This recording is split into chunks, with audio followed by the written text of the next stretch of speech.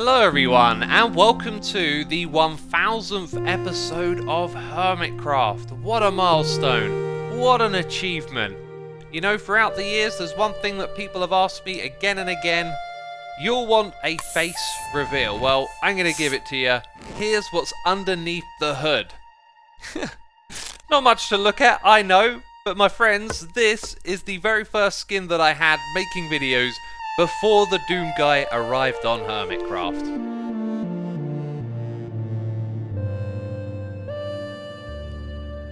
Ah yes, this is a very nostalgic sight for me, my friends. Before I was on Hermitcraft, I spent most of my time in this world here tinkering around with all sorts of contraptions, as you can see, and with a different bearded look as well. Face reveal jokes aside, eventually I decided to brighten up and get with the times, choosing an all-time classic gaming skin. It was in the Xisuma's World series that the Doom Guy avatar you know and love today came to be. Although, of course, this isn't quite like you know it.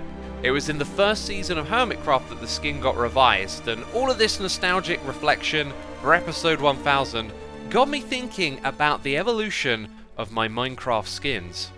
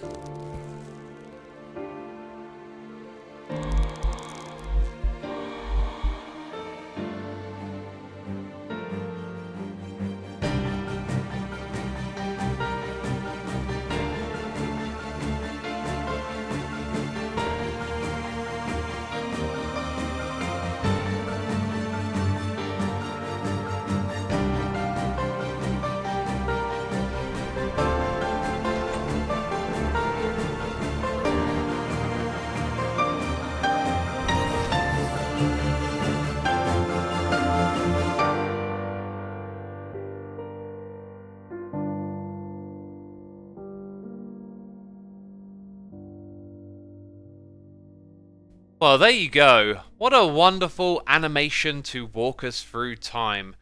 And this next idea of mine has a bit of a flaw. It's going to involve a lot of flashing images that even the average person might struggle with, because I wanted to show you the evolution of the thumbnails. Traditionally, I used to just take a screenshot of what I'd done in the previous episode and use that, but with time I learned it was better to entice with new and fresh, interesting things, promises of what the episode might behold, and also to liven and brighten up the images to make it colourful too. So for the next couple of minutes we will see every single thumbnail of this series, and if you'd like to see all the details at a slower pace, there is a separate video available on my second channel. So warning, flashing images ahead. Let's see the evolution of these thumbnails.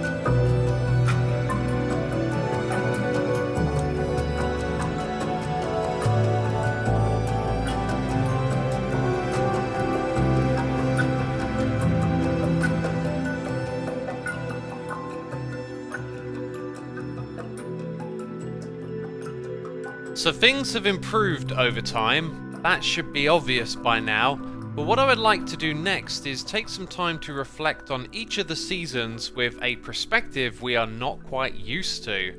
And you'll probably suss out exactly what I mean by that in a moment, but for now I would like to take some time, reflect over the previous seasons from my own perspective. So let's get into this next chapter, the evolution of the seasons.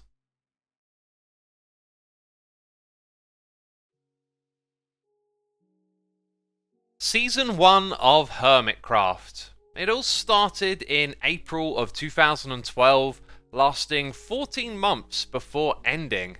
Minecraft was a different game back then.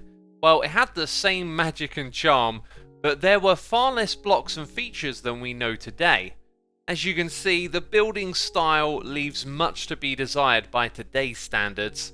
Even Corralis's old builds, one of the best builders in the community at the time, these two look a little dated with the now overused stone and oak wood plank textures. I must remark though, Corralis's base was actually a marvel of creativity back then. There are so many cool things you can find in his area. But anyway, this season started with Minecraft 1.2.5 and upgraded to 1.3 in August, 1.4 the pretty scary update in October, and 1.5 towards the end of the season in March of 2013. When the season started, mineshafts and jungle biomes were brand new. So was the Iron Golem. We didn't even see the Ender chest until 1.3. The game was so much slower to play then. You used to have to travel back and forth with large amounts of materials, putting them into stockpiles of chests just so you could do your big projects, and even back then, that's what I was always up to. Initially, I played in the communal spawn village, building farms and mob traps to share with my fellow hermits. I was all about community, but eventually set off to start my own base. I connected my minecart nether tunnel to our nether hub with a massive stone slab structure suspended by lava pillars. It led to my own personal nether hub, a giant nether brick pyramid with a map of my island on the inside and a network of nether portals down below it. On the other side in the overworld, we had an array of projects on the Avalon Island that don't seem anywhere near as impressive by today's standards. There is one project that stands out though. I created a PvE arena by funneling mobs out of a mob spawner, equipping them with armor and weapons and unleashing them on my fellow hermits. It was mostly done underground, a task made easier by beacons which were added in October of 2012, along with the pretty scary update that brought anvils, wither skeletons and withers. My favourite memories of the season include many of the T-Eater's agency shenanigans with Biffa, his base being a marvellous early rendition of the mega base concept, all centred around an end portal in the middle of an ocean. I think just about everyone came over here and helped out, leaving their own little mark on the massive project. Season 1 was a different era in time. None of us were full-time content creators. That was yet to be seen as a feasible thing to do on YouTube. Although now it's commonplace and often an aspiration, at that time the idea of playing video games for a living was new and uncertain. The season went through many patchy moments with lulls of inactivity, and when our founder left the group towards the end of the season, there was a feeling that all of this might be over, the end of an amazing experience that we had shared together. From this season, only myself, Corralis and Hypno remain, with Joe Hills being the first recruited hermit and B-Dubs having joined towards the end of the season. Every time I am asked what my favourite season of Hermitcraft is, I usually say the current one. However, if there was one season of elevated significance and importance, it would be Season 2 without a doubt, and for multiple reasons. I was now a full-time YouTuber and playing this game was my job. This season is the one I put the most hours into, grinding away at my Wastelands base, which we will see shortly. The season started during a snapshot of Minecraft 1.6, the horse update, which introduced horses and terracotta, which I built my starter home out with in our planned communal area. Ironically, I started the season unsure about my commitment. We were leaderless, and it was only thanks to the efforts of myself and a few other hermits that we actually managed to get going. It was below this starter base that I decided to slab a ravine, just to see what it would look like in the void fog, with the game giving it some interesting ambience. It may sound strange, but with this one project I found the spark for a whole new Hermitcraft adventure. After a fun beginning focusing on community farms and building dig for hire in our communal area, I set out to undertake a true megabase in the middle of a desert. This involved removing every block of sand and sandstone nearby to leave a natural formation of stone known as the Wastelands. Alongside projects like my massive multi-purpose Guardian Farm Guardfall, a portal-powered Pigman Gold Farm, and a massive Wither Skeleton Cage farm in the Nether Dimension, this was the season of the grind, doing truly big-scale projects which I enjoyed to this day. The difference is it took a lot longer to do back then, before we had shulker boxes, mending, and elytras to get around. The season is also significant for the arrival of 1.7, the update that changed the world. With new biomes, structures, terrain generation, tree types and more, it prompted us to all move to a new area mid-season to enjoy the new terrain. This made it feel like 2 seasons rolled into one, and in this second communal area we built our first shopping district, home to many pranks, stories, shenanigans and amusing business ventures. More importantly, this is when we got our act together as a group and started to steer Hermitcraft into what it has become today. Without a leader, which I felt we needed, I decided to offer myself as a steward of sorts to the group. With everyone's approval, I began to run the administrative side of the server, as well as organising meetings and getting us to make big decisions about what we wanted to do as a group now and in the future. This led to doing many UHC events, mod packs, game mode 4, and putting more thought and planning into our future seasons. On a personal note, this was difficult for me to do as an individual. At the time, I felt rather adverse to roles of authority and leadership. I did not think it was for me, however it seemed necessary for Hermitcraft to progress.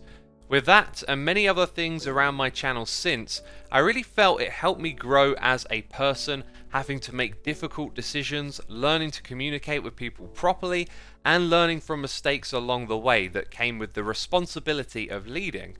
Unlike Season 1, Season 2 ended in a good place. My only regret was not finishing the underground portion of my base. Digging out all of that sand took up way too much of my time. This was the season that Cleo and Mumbo joined us at the beginning of, and then Tango, TFC, Full Symmetry and Jevin all joined mid-season. I've enjoyed all of my seasons as a part of this community, and I tend to look back and reflect on past adventures with positivity. However, thumbing over the details and timeline of Season 3, it is interestingly the most difficult time this group has had to endure beyond the simplicity of playing a game together. Season 3 will be remembered by most for its massive amplified terrain and impressive communal area, which was a big step up from anything we had done before as a group. This collaborative mentality also manifested in the Quad Witch Hut farm myself, Tango, Mumbo and newcomer Impulse worked on together. But even better, the communal games area, Hermit Frills, led by Tango, was a huge hit, bringing everyone together to make a theme park and challenging us all to make games within the Minecraft game itself. The Nether Hub was another collaborative project that saw a tapestry of different build styles link us all together, and for me personally, my mega nether project known as the Skullfall Farm, an automatic with a skeleton and XP farm, was a particularly impressive project that stands out to me. This is perhaps because my base plans didn't quite pan out. Underground I built up layers of brewing contraptions, storage systems and a whole bunch of farms, all with their own build themes and colour palettes. But above ground I failed to get going. The plan was originally to fill in this enclosed swamp area with buildings, using the massive mountains as a backdrop. At the time though, my exterior build skills were still undeveloped, and so I mainly focused my time building underground on interiors. There were many other projects I undertook this season too, including the removal of every grass block in our amplified spawn just to build a passive mob farm elsewhere on the server that I never actually got to finish. It was also a personal full circle moment for me, as two of my favourite Let's Players from before I even made videos myself, that's DocM and Efo, they both joined the server midway. But as I remarked, this was a difficult period, perhaps not known to us at the time, but we played the entire season on version 1.8, the Bountiful update, which Season 2 had ended on. It was a massive update adding slime blocks, banners, more slabs and stairs, as well as the ocean monuments and guardians that came with it, but none of it was new to any of us at the season's start. With Minecraft's lack of development over the next 2 years, it would be somewhat of an uncertain period for Minecraft's future, as new games like City Skylines and Ark Survival Evolved brought viewers and success to many channels on YouTube, shifting the focus away from Minecraft in general. When I look back at my own channel and that of other hermits at the time, many of us were frequently playing and uploading other games to our channels too. It was as if this Minecraft phenomena might not be the future after all, and that other games would dominate the landscape in years to come. Luckily, it was not to be so. It was in this amplified season that Impulse, DocM and Efo joined us midway through the season. I'd also like to add it's home to my all-time favourite episode, number 299, Professional Minecrafters. To this day, it still makes me laugh to tears.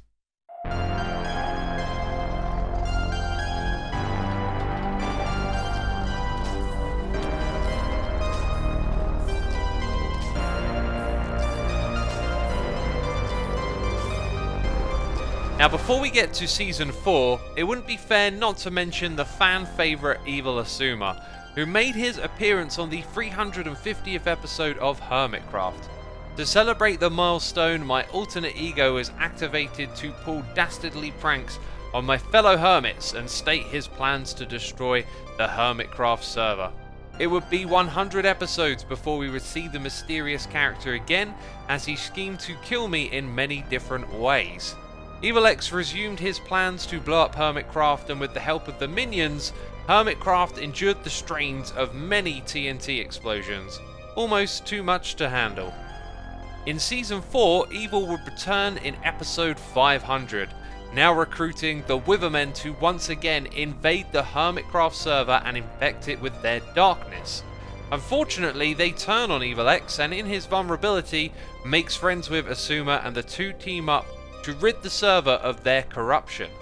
The minions then make a return to repair the damage, but everything backfires when EvilX accidentally banishes himself until episode 666.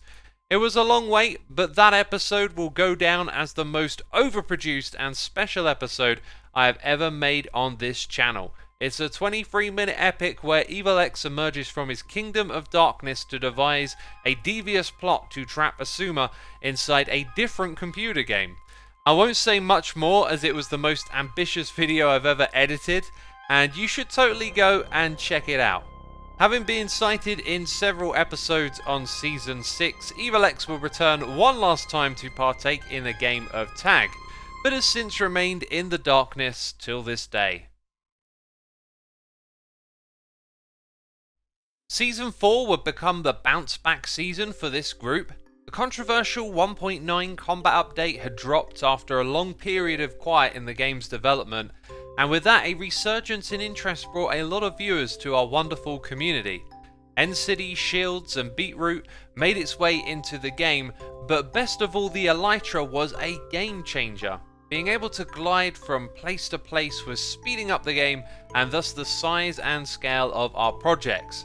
Season 4 was known as Mesified, defined by a series of 7 districts where hermits would transform the terrain to house different projects, bases and farms, all built with community in mind. The explosion in popularity could also speak to another factor. There had been a lull in the Minecraft community, and with the popularity of minigame servers, a lot of other survival SMP communities had dropped off. There was essentially a void that we filled, as the beginning of a resurgence of interest in survival Minecraft would continue to grow, which it still seems to be doing to this day with the fantastic updates Mojang have been making under the direction of Microsoft. The season would be ram-packed with adventures, storylines and role-playing. The arrival of new hermits who knew each other well led to a lot of fun and shenanigans, a misled prank by myself on Rendog leading to the formation of the Logfathers, a storyline central to many shenanigans that would unfold over the season. There were a couple of updates too. 1.10, the Frostborn update, would bring magma and bone blocks, red nether bricks, polar bears, strays and husks to the server.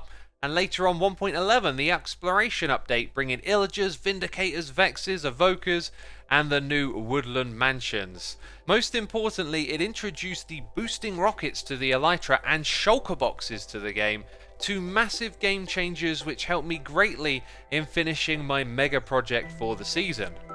First unveiled in one of 3 episodes, next to my humble terracotta roofed home, we converted an ocean monument into a structural mega build to marvel. Below it, an area cleared out to bedrock was home to my storage for the season, although admittedly I finished it a little too late to be properly used.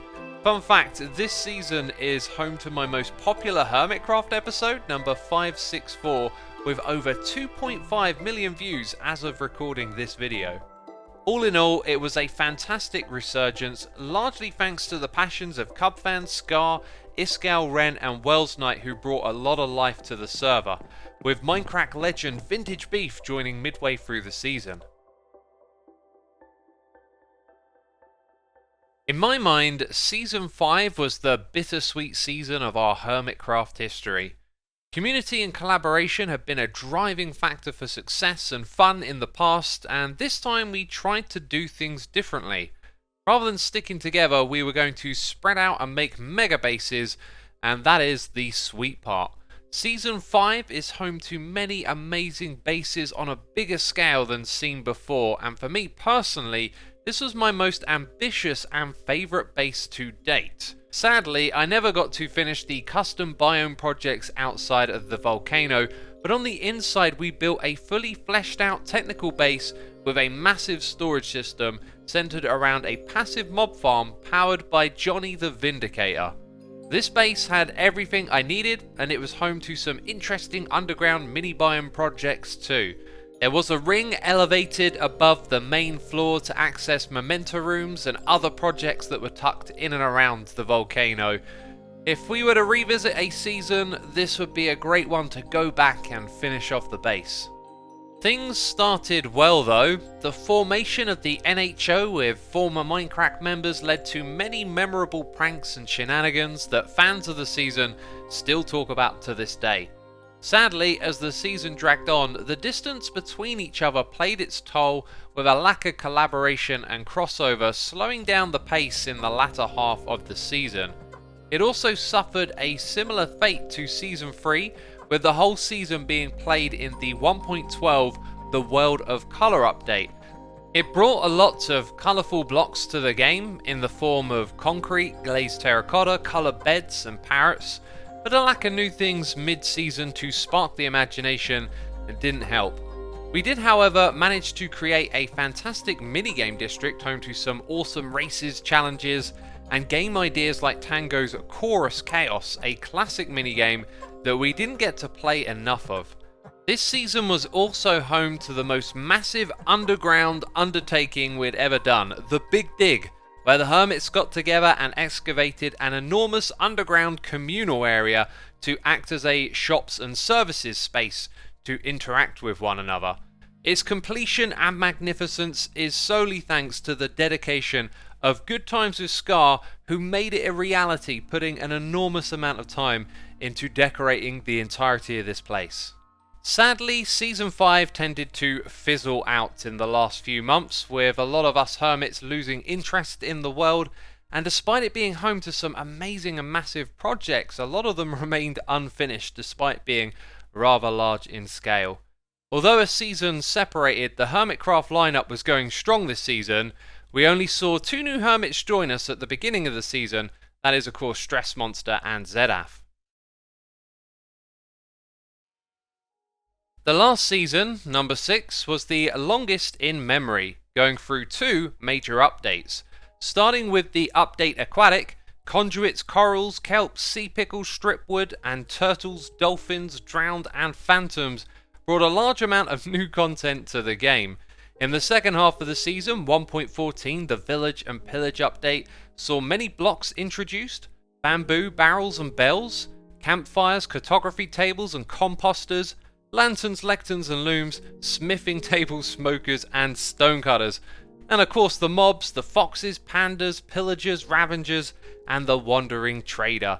It was a period of productivity, with the game now providing such a large building palette and variety of technical projects and entities to interact with. We had a blast with what the game was offering, but the big distinction was the elevation of interaction and roleplay that lit Season 6 up with so many wonderful memories. This was of course mostly all down to Grian joining the community. He was like a missing piece of the puzzle, bringing mischief and madness to our community, spicing up the rapport with pranks, shenanigans and mysteries. He completed the picture. His many social and interactive ideas led to probably one of the greatest Hermitcraft events in our history, the Civil War. Starting with an escalating series of pranks, us hermits split into sides to duke it out across a battlefield between our fortress bases. Loaded with traps, mazes and weapons, it led us through a wonderful series of events that no fan will forget. But best of all, the battle rap. Yes, my favourite memory of this has to be fulfilling my dream of becoming a rapper, even if only for a moment. Writing and spitting the dorkiest of Minecraft related rhymes was an absolute blast to do. I can only hope I get the opportunity to do it again someday. And with all that said, Season 6 was a decentralized season with a similar spirit to Season 4, taking a large land continent and reshaping it across the season with various themes. Embracing the decentralized nature of this massive land transformation, I played this one without a base. I did however have a storage area built into a guardian farm that I could call home. It was an interesting sight to behold, with geometric shapes both above and below the ocean waters. Of the many shops and builds we did across the continent, two projects always come to mind. The first is Tower Bay, home to a massive collection of skyscraper structures, and my early game XP farm built from smelting kelp fresh out of the ocean.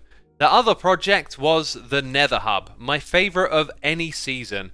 Together we cleared out a ginormous space to build a 2-scale map of the overworld. The room was so large you could actually fly around in it to get to a nether portal of your choice. As you might have guessed, this one was heavily inspired by my Season 1 Nether Hub.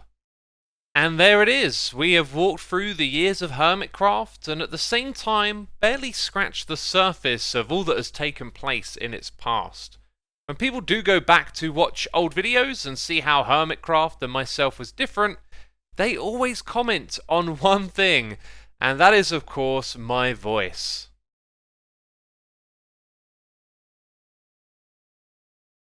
Hello YouTube, and welcome to the first episode of Xisuma's World. I am Xisuma, and today I'm going to be showing you my little base over here that I have so far, and right now I'm going to be talking about what I have planned for this this map. That was the first video I ever talked in. Quite the contrast, right? Well, this was over 9 years ago, and I had little experience with talking to an audience or expressing myself in that way. And so, like you have seen with my Minecraft abilities, so too did my voice undergo evolution with time. As I became more comfortable and familiar with it, I was able to better express my interest and excitement in the Minecraft game. I hope you enjoyed that introduction there. That's all of the diamonds I've ever found since I started playing Xisuma's World, and I decided to save it all for a special occasion, and that is this episode because it's the last in the second season of Xisuma's World. You can hear a little evolution here just between the start and end of my short-lived Xisuma's World series. By this point I had been recruited to Hermitcraft and had started producing episodes there too. I know at the time I wanted to fully commit to the SMP experience, and so I ended my series with the ambition to make over 100 Hermitcraft episodes. But I never dreamt of 1000. So anyways, you can see where this is going, let's take a listen to some of the intros from my Hermitcraft episodes over the years. Hello YouTube, Xisuma here with the first episode of my Hermitcraft LP. Hello YouTube, Xisuma here with another episode of my Hermitcraft LP. Hello ready? YouTube. Hello YouTube. Yes, welcome to another episode of Hermitcraft. Welcome back to another episode on the Hermitcraft server. Hello and welcome back to another episode on the Hermitcraft server. Hello and welcome back to another episode on the Hermitcraft server. Hello and welcome back to another episode on the Hermitcraft server. Hello everybody and welcome back to another episode on the Hermitcraft server. Hello everybody and welcome back to another episode on the Hermitcraft server. Hello everybody and welcome back to another episode on the Hermitcraft server. Hello everybody and welcome back to another episode on the Hermitcraft server. Hello everybody and welcome to the first ever episode on the brand new Hermitcraft vanilla server. This is our third ever season and check it out, we are playing on amplified terrain. Hello everyone and welcome to the first ever episode of our fourth season on the Hermitcraft vanilla server, our fourth world. Ladies and gentlemen, welcome to the fifth season of Hermitcraft, the fifth. Hello everyone and welcome back to another episode and another season of Hermitcraft. Season 6 begins today, my friends. Hello everyone and welcome back to another season of Hermitcraft. And there you have it, the evolution of the voice you hear today. I should point out that this is entirely unintentional. I never envisioned or tried to change my voice. It just happened naturally with time as I got more and more comfortable with what I was doing. I think live streaming on Twitch played a large role in all of this too. But anyways, we are almost there. It is now time for the final chapter in this 1000th episode saga.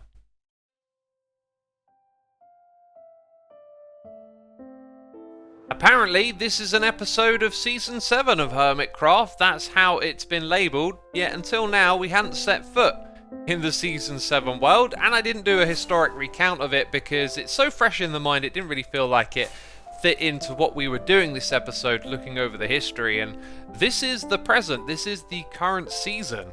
But what I can say about this one is I've loved absolutely everything that we've gotten up to, and one of the things I really wanted to do was make an effort to tie up all the loose ends and make sure all the projects and things that I do are complete, and for the most part I've pretty much done that.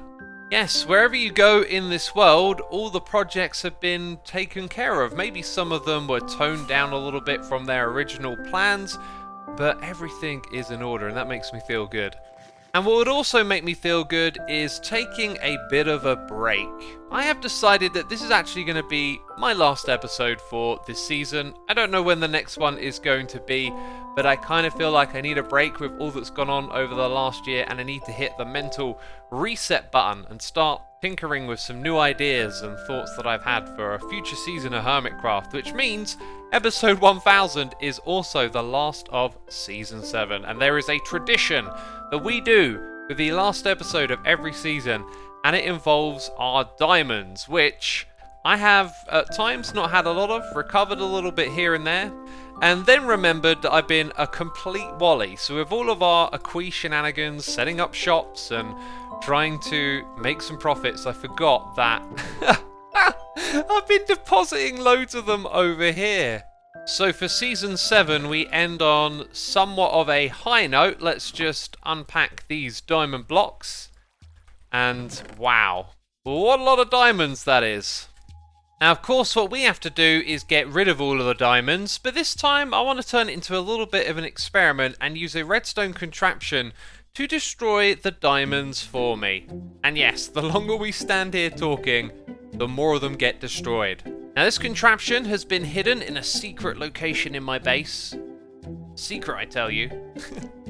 You'll have to wait until the world download to get your hands on all of this and come and see how many diamonds are left, because I'm going to leave this machine running, which means any other hermits that visit the area will be loading this thing, and potentially by the time you get to play with this, they will all be gone. And yes, the longer I stand here, the more of these diamonds get destroyed. So while I fly around the area, more and more of these diamonds are being destroyed at an alarming rate. But obviously, you know, I'm going to be wrapping up the episode real soon. So let's actually head out of this space for the very last part. And hopefully too many other hermits don't visit this area and destroy the diamonds by the time the world download is available. So my friends, it has been a wondrous season where I actually get to kind of wrap up my participation in it with all things finished, which is something I haven't actually done before. Usually I just play and play and play until, you know, we move on to the next world. But one thing I will be doing is continuing to play on here, as I'll probably do some live streams and stuff. You know, I've got shops that still need to be stocked up and diamonds that need to be collected, and there's a few other things I could do here and there as well. So you might see a live stream or two from me, and I'll probably be in some of the Hermits Helping Hermits Monday live streams. But when you log onto the world download in the future, there is a spot where my items are going to be, and I'm struggling to remember where it is. Aha! This is the place. So yes, when you freshly spawn into the world, you get sucked down into the area below. And so I figured that somewhere over here I would empty the contents of my ender chest, and I would take off my armor, put it on an armor stand, put all of my tools and stuff into a chest so you can grab this stuff straight from the spawn. Also, we rarely see this face with the netherite mask, and something about it just don't look right to me. And so that is it, my friends. Episode 1000. I am out of words. I am exhausted from putting this episode together. Really hope you've enjoyed it. Of course, leave a like to support the channel, support the series, and leave a comment as well. Tell me something about this episode, about any of the seasons, Hermitcraft as a whole. 1000 episodes don't come around very often, so I'm going to be hanging out in the comments and seeing what y'all have to say about this milestone. But anyway, that would be it from me for now. And so, I'll see you again sometime soon, I don't know when, with another episode of Hermitcraft. Bye bye.